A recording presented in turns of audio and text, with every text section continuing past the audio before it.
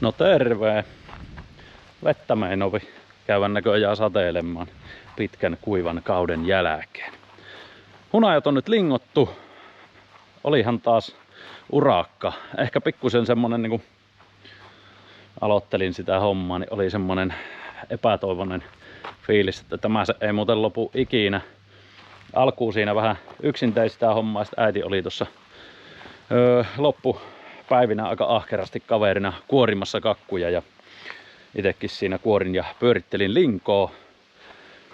Jotenkin tuli vaan keskityttyä nyt siihen hommaan, niin ei tullut kyllä videoa siitä otettu, mutta jos ketään se hunajan linkous kiinnostaa, mitä se tapahtuu, niin silloin viime syksynä tein siitä videon, niin käykää katsomassa.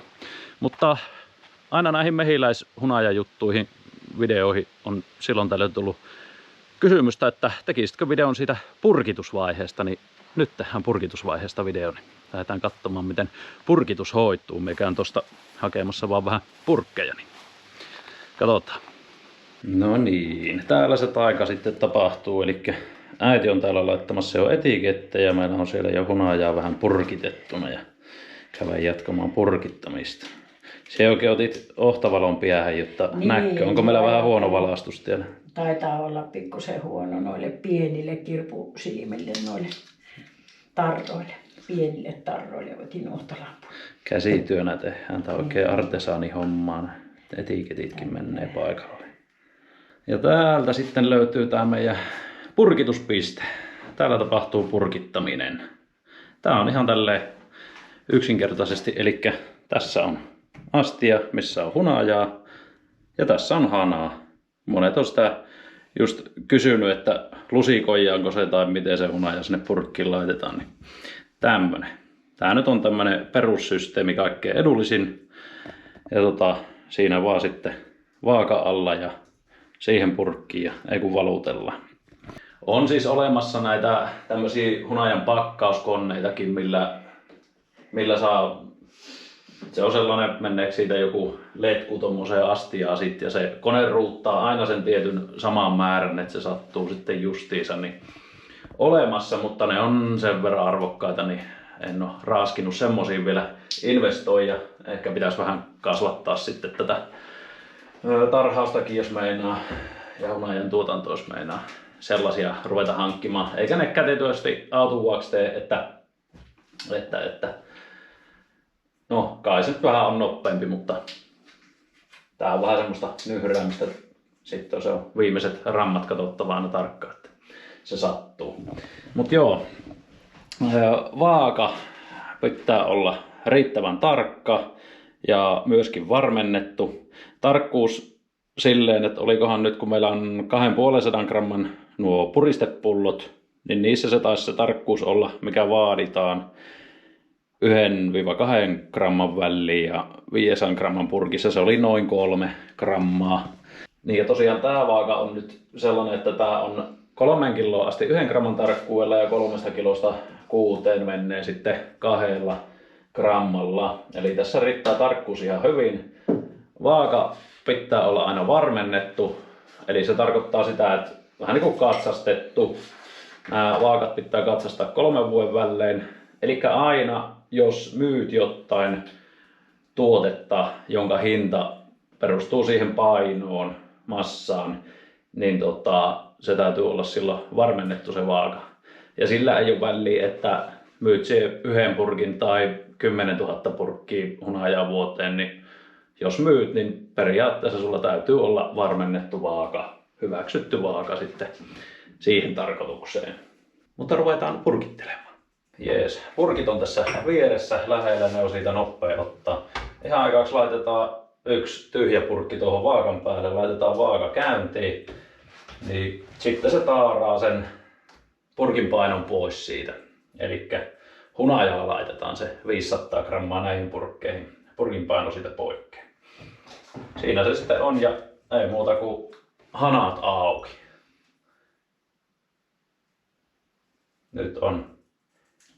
Nyt on hyvää hunajaa, tämmöstä on kyllä riittävän kuivaa ainakin, että ei ole sitä riskiä, että ruppeisi hunaja käymään. Kosteusprosentti on riittävän alhainen.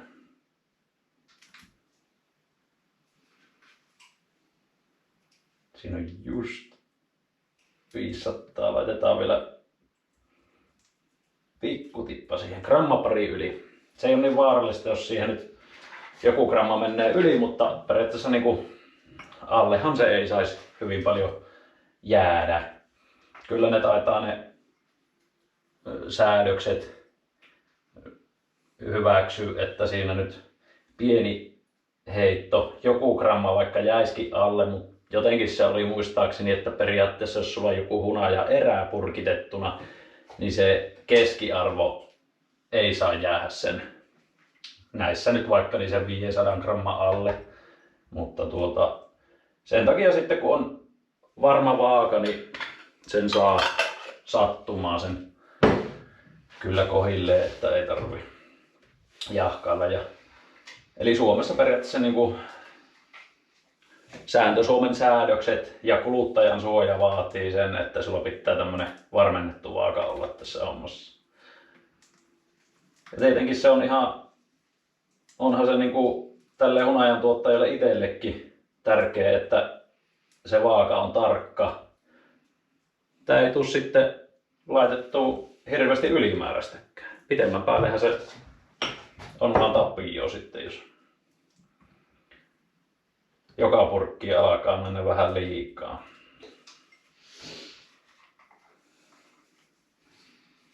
Eli suojataan yrittäjiä ja kuluttajia siinä molempia.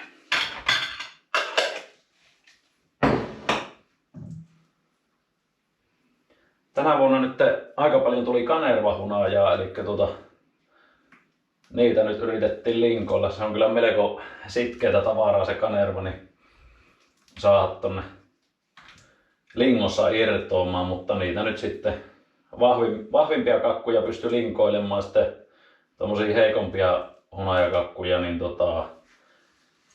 niitä piti vähän kaapia ja olla vähän luova sen suhteen, että sai sitä hunajaa irti, mutta ihan niinku puhasta kanervahunajaa nyt ei käyty erikseen linkoamaan, että kanervat on täällä seassa sitten.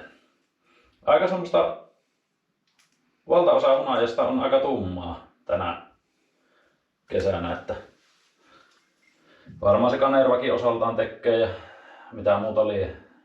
Itse epäilin, että olisiko voinut jopa mesikastetta olla vähän, mutta en tiedä. Mutta tumma hunajahan on aina vähän parempaa. Se sisältää enemmän flavonoideja ja antioksidantteja tutkimusten mukaan. Mene ja tiedä. Menehän ne tietämään. Näinpä.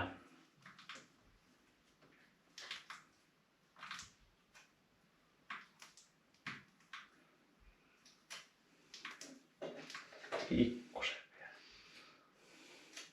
Ramma vielä. 2. No, taisi mennä 3kin.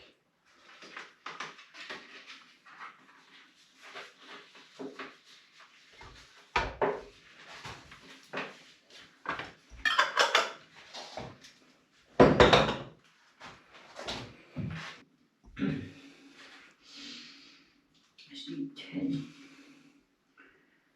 jatkossa.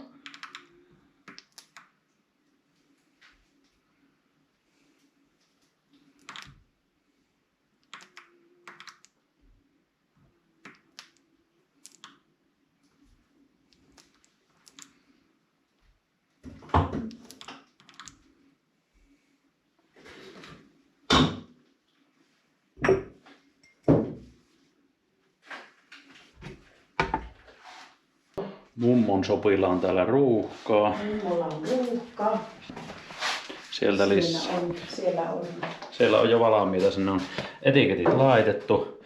Me ollaan tähän laitettu myös tää sineetti. Tää on etenkin kun menee tuonne jälleenmyyjille kauppoihin, niin minusta on ihan kivaa, kun sitten ei ainakaan kukaan mene aukomaan ja nuuhkimaan. Kun nykyisin on kaikenlaista eläjää, niin ei tiedä joku sitten vaikka ilkeyttää jotain inhottavaa sinne työntää. Se on ihan hyvä tuo sineetti olla. Nyt on sitten myöskin 350 gramman purkkia alettu tässä purkittelemaan pikkuhiljaa Meillä muuttuu tää purkin muoto. Määrä pysyy samana eli 350 grammaa, mutta tää on nyt tämmönen 6-kulmainen. Sattuneesta syystä niin tuli tämmöisiä purkkeja, mutta tää on ihan kivan näköinen, etikettikin näköjään istuu ihan hyvin tähän. Niin mennään nyt tällä.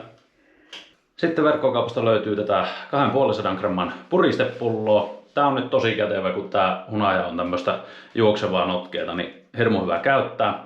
Ja sitten vinkki, eli jos tykkäät just tällaisesta juoksevasta hunajasta, mitä tää on nyt just linkouksen jälkeen, niin hunajaa voi pakastaa. Eli nää kun laitat pakastimme, niin se kitteytyminen pysähtyy. Niin kuin sanoin aikaisemmin, että hunaja alkaa kitteytymään, niin pakastimessa se kitteytyminen pysähtyy.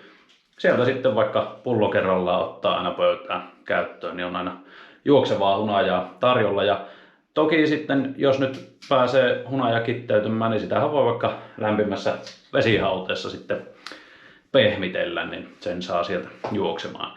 Mutta sitten myöhemmin tulee tosiaan sitä pehmeäksi kitteytettyä hunajaa, mitä nyt on ollut viime talvenakin ja näin myynnissä, niin sitä suohaan sitten. Kunhan nyt alkaa tuo kitteytyminen, niin sitten päästään sitä vähän vaivailemaan ja saadaan homma käyntiin. Eihän siinä, myö jatketaan nyt tässä lähipäivinä näitä purkituksia ja tosiaan hunajaa löytyy verkkokaupasta osoitteesta kauppa.sisulasse.fi ja sinne vaan ei kun tillailemaan. Joo, mutta kiitoksia videon katselusta. Tämmöistä tää on tää hunajan purkittaminen. Palaillaanhan sitten taas seuraavilla videoilla. Ei kun morjes.